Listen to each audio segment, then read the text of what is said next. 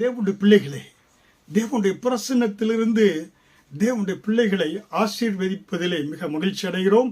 நானும் pastor doctor Sheila அவர்களும் pastor Christie அவர்களும் சிங்கப்பூர் ஏலிம் எழுப்புதல் ஊழியங்கள் சார்பிலே இன்றைக்கு முக்கியமாக கர்த்தரை தெய்வமாக ஏற்றுக்கொண்ட இயேசு கிறிஸ்துவை சொந்த இரட்சகராய் ஏற்றுக்கொண்ட தேவனுடைய பிள்ளைகள் ஆலயம் செல்வதனால் வரக்கூடிய ஆசீர்வாதங்கள் புரியுங்களா?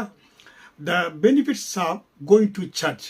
அதாவது ஏன் நம்ம ஆலயத்துக்கு செல்ல வேண்டும், ஆலயம் செல்வதனாலே நமக்கு என்ன ஆசீர்வாதங்கள். அநேகர் நினைப்பாங்க ஆலயத்துக்கு செல்லவில்லை என்றால் போதகர் நம்மை கோபித்து விடுவார் அல்லது அழைப்பார், அதனாலே செல்ல வேண்டும் என்று. இல்லை, பார்க்கணும் வேத வசனம் எபிரேயர் 10வது அதிகாரம் வசனம் 25 சபை கூடி வருதலை சிலர் விட்டு விடுகிறது போல நாமும் விட்டு விடாமல் ஒருவருக்கொருவர் புத்தி சொல்ல கடவோம். புரியுங்களா? சபை கூடி வருதலை நாம் விட்டு விடக்கூடாது. அங்கே புத்திகள் சொல்லப்படக்கூடியதாக இருக்கிறது என்று நாம் பார்க்கிறோம்.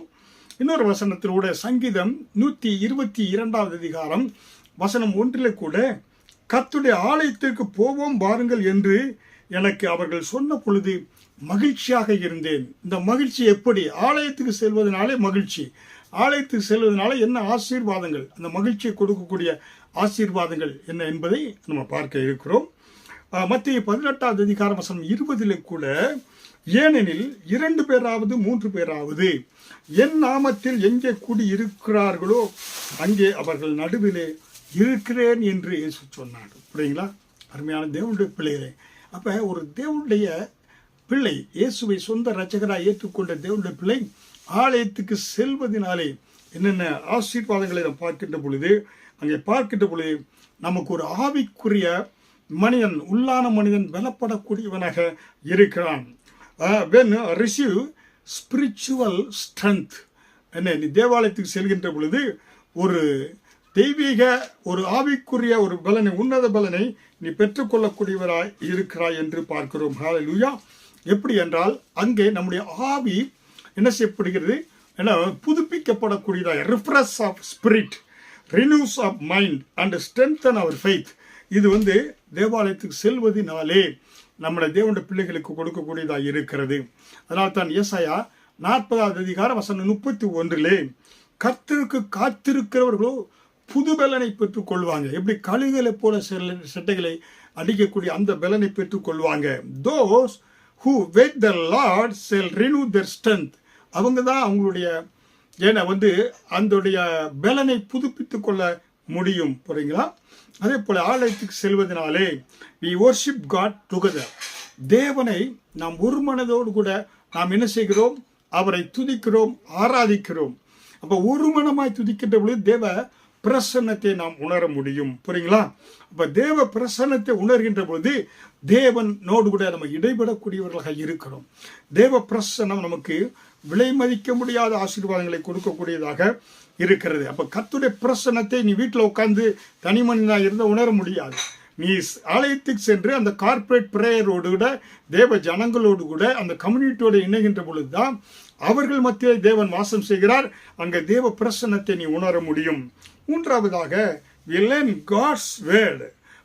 ஆலயத்துக்கு செல்வதனாலே தேவனுடைய வார்த்தையை, வேத வசனங்களை நாம் கேட்க முடியும். புரியுங்களா?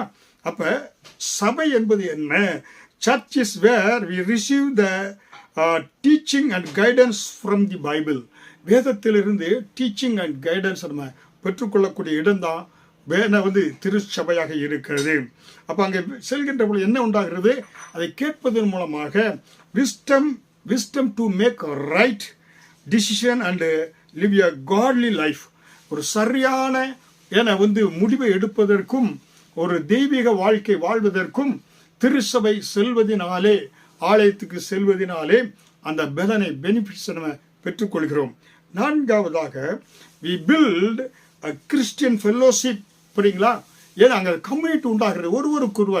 ஒருவருக்கொருவர் ஜெபிக்கிறீங்க, ஃபெல்லோஷிப் பண்ணுங்கிற, ஒருவரை விசாரிக்கிறீங்க. அங்கே போகும்போது என்னக்கா, ஒருவருக்கு ஒரு support, friendship and unity in the body of Christ. ஒரு தெய்வீக என்ன உண்டாகிறது, நட்பு அங்கே உண்டாகிறது. ஒருவர் ஆறுதல் படுத்துறீங்க, ஜெபிக்கிறீங்க, உதவி செய்யக்கூடிய இடமாக தேவாலயம் இருக்கிறது. ஐந்தாவதாக we discover and use our gifts.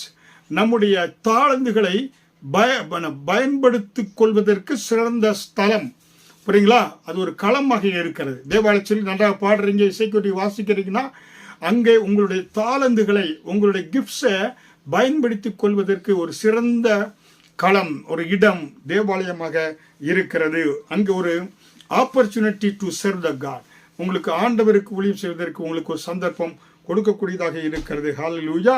அப்போ உங்களுடைய ஸ்பிரிச்சுவல் பர்பஸ் அண்டு ஃப்ரூட்ஃபுல்னஸ் அதை பயன்படுத்தக்கூடிய ஒரு இடம் தேவனுடைய ஆலயம். ஆறாவதாக we receive prayer and healing. கர்த்தருடைய தேவாலயம் செல்கின்ற போது உங்களுக்காக எல்லாரும் கார்ப்பரேட் ப்ரேயர் பண்ணுறாங்க. அங்கே என்னன்னா church is one of the spiritual hospital. அதாவது மருத்துவமனைக்கு நம்ம சென்னோம்னாக்கா அங்கே சிக்குக்கெல்லாம் ஏன்னா வியாதியாக இருந்தால் சுகத்தை பெற்றுக்கொள்ள மெடிசன் எடுக்கிறோம். நீங்கள் தேவாலயத்தை செல்கின்ற பொழுது அது ஒரு ஸ்பிரிச்சுவல் ஹாஸ்பிட்டல். அங்கே நீங்கள் என்ன செய்யணும்னாக்கா உங்களுக்காக, உங்களுடைய ஹீலிங்காக அங்கே ப்ரேயர் பண்ணுறாங்க, மன்றாட்டு ஜெபத்தை எடுக்கிறாங்க, போதகர் பிரார்த்தனை செய்கிறார். டெலிவரன்ஸ் அண்ட் பிரேக் த்ரூ, உங்கள் வாழ்க்கையில் கட்டுக்கள் உடைகிறது, விடுதலை பெற்றுக்கொள்ளக்கூடிய ஒரு இடம் தேவனுடைய திருச்சபையாக இருக்கிறது. ஹல்லேலூயா. அப்போ நீங்கள் போகின்ற பொழுது protection from spiritual attacks and wrong paths, அதான் திருச்சபைக்கு நீங்கள் செல்கின்ற பொழுது உங்களுக்கு உண்டாகக்கூடியதாக இருக்கிறது. ஹல்லேலூயா. அப்போ திருச்சபை செல்கின்ற பொழுது காட்ஸ் ப்ரொடெக்ஷன், கர்த்தர் இந்த வானத்தின் கீழாக இங்கே திறந்து விடப்படக்கூடிய நிலைமையில் இல்லை, ஒரு ஆவிக்குரிய மண்டலத்தில் கவரிங்குள்ளாக நீங்கள் இருக்கிறீங்க என்பதை நம்ம பார்க்கிறோம். அதனால் அருமையான தேவனுடைய பிள்ளைகளே, இந்த 7 ஆசீர்வாதங்கள், 7 என்பது பூரணத்தை குறிக்கக்கூடியதாக இருக்கிறது. தேவாலயத்துக்கு நீங்கள் செல்கின்ற பொழுது ஒரு ஸ்பிரிச்சுவல் ப்ரொடெக்ஷன், காட்ஸ் ஹீலிங் உங்களுக்கு உண்டாகிறது, டெலிவரன்ஸ் பிரேக் த்ரூ உண்டாகிறது. அதே போல் பார்த்தீங்கன்னாக்க அங்கே அவங்களுடைய தாளந்துகளை பயன்படுத்தி கொள்ளக்கூடிய ஒரு சரியான இடம், கிறிஸ்டியன் ஃபெல்லோஷிப்பை ஏற்படுத்திக் கொள்வதற்கு நல்ல ஒரு இடம். அதே போல் ஆண்டுடைய வார்த்தைகளை டீச்சிங் கேட்டுக்கொள்வதற்கு, அதை நம்ம சரியான வழியில் செல்வதற்கு ஒரு சிறந்த இடமாக இருக்கிறது. கர்த்தரை ஒரு மனதோடு துதித்து ஆராய்த்து அவருடைய பிரசன்ஸை நம்ம உணர்வதற்கு நல்ல ஒரு இடமாக இருக்கிறது. ஆவிக்குரிய ஸ்பிரிச்சுவல் ஸ்ட்ரென்த்தை, ரிசீவ் ஸ்பிரிச்சுவல் ஸ்ட்ரென்த், ஆவிக்குரிய உன்னத பலனை பெற்றுக்கொள்ளக்கூடிய ஒரு இடமாக இருக்கிறது. அருமையான தேவனுடைய பிள்ளைகளே, இதை கேட்ட சத்தியத்தின்படியாக why we going to church பார்க்கின்ற பொழுது the benefits of going to the church, இந்த 7 காரியங்களை குறித்து உங்களுக்கு பகிர்ந்து கொண்டேன். இதை கடைபிடியுங்கள். இது கர்த்தர் உங்களை ஆசீர்வதிப்பார். தொடர்ந்து தேவாலயத்துக்கு செல்லுங்க. தேவாலயத்துக்கு செல்வோம் என்று சொன்ன பொழுது மகிழ்ச்சியாக இருந்தேன் என்று சங்கீதம் 122:1 சொன்னது போல உங்களுக்கு அந்த மகிழ்ச்சி உண்டாகும். ஆமென். கர்த்தர் உங்களை ஆசீர்வதிப்பார்.